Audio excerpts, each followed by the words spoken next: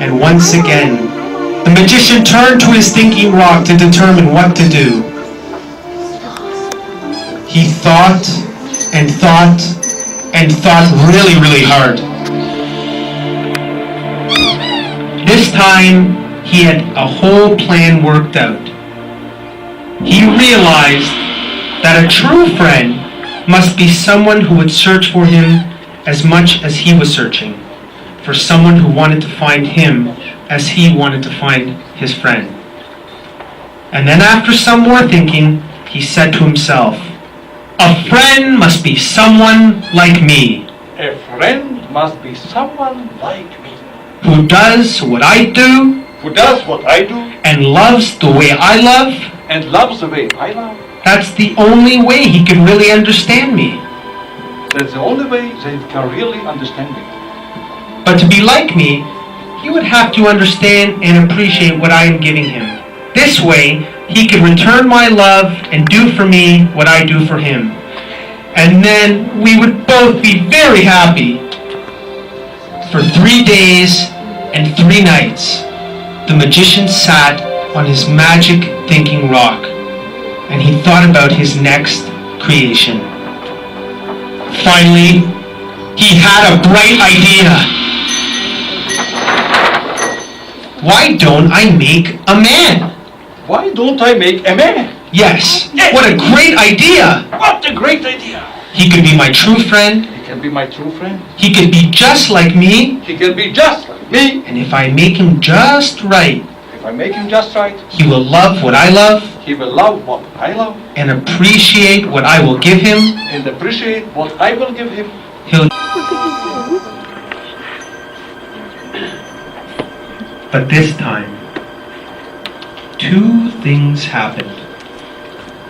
A man was made. But he was made in a very faraway land.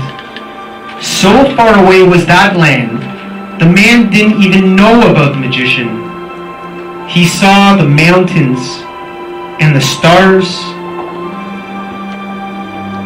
He saw the trees, the flowers, the fish, the animals.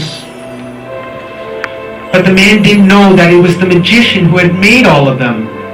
He didn't even know that there was a magician. But the magician didn't stop there. He made a computer for the man. Footballs, basketballs, and all kinds of games so the man, his new friend, would enjoy himself. But all the while, the magician was still alone and very sad because his friend didn't know about him. He touched his heart with a magic stick once more. Abracadabra. A voice was calling in the man's heart. And when the magician heard abracadabra with his magic stick once more, the man began to think, there is a magician. There is a magician. Very interesting. Very interesting. I wonder what he's like. I wondered what it's like. All of a sudden, the man began to think that perhaps it wasn't that much fun being without a magician in his life, that he would actually be happier with him. Being happy. And then the magician once more. Abracadabra. And the man suddenly, "Hello, friend. I am waiting for you. Hello, friend. I am waiting for you. Together we will be happy, Together we'll be happy. and alone we will be sad." And alone we will be sad. But the man didn't know where to find the land with the tower in it. He didn't even know the way to look for it. The man was sad and confused. He sat down and he wondered, how do I meet the magician? How do I meet the magician? And all the while that gentle tap was patting in his heart. The magician gently and secretly led him to an ancient magical book. It was called the Book of Zohar. This book taught the man the way to the high tower in the faraway land.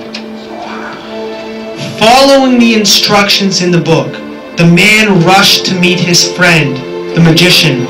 He wanted to tell him, "Hello! Hello. I've come to be happy with you.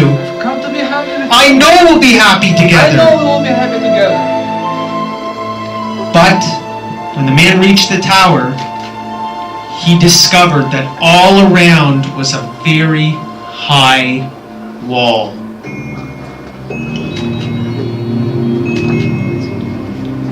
And in front of that wall, it was surrounded by scary guards.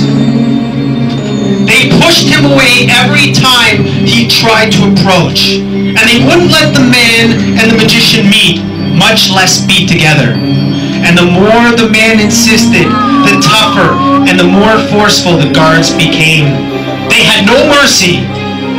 The man was in despair. His dear friend, the magician, was hidden in the tower. The gates were locked, the wall was high, and the mean guards kept pushing him away. No one could enter, and no one could leave the tower. The man thought, "What am I going to do if we cannot be together? We cannot be together. How will I ever be happy?" I will be happy. But every time he was about to give up, he felt a gentle tap in his heart. And then he would again feel hopeful, searching for a way past the guards and the great wall. And if he weakened, and there was no tap in his heart, he would cry out to the magician, "Why are you calling me in vain? Why are you calling me in vain? Where are you? Where are you? Can't you see that I'm alone?" Can't you see that I'm alone?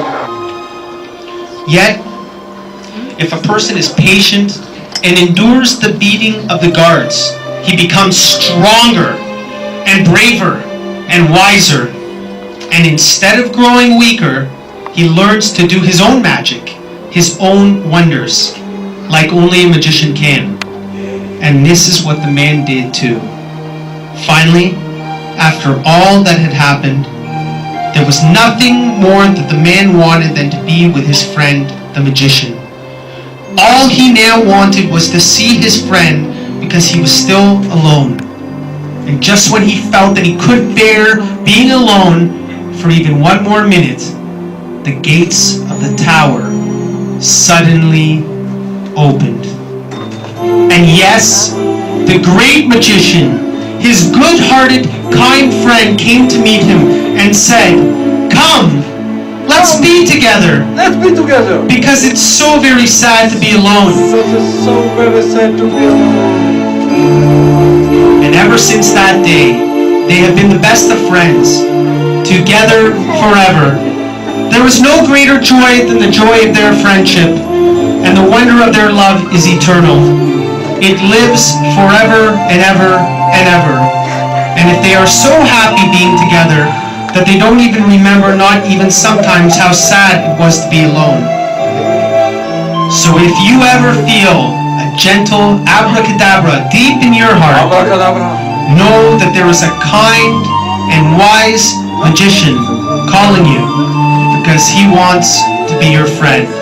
After all, it can be very sad to be alone.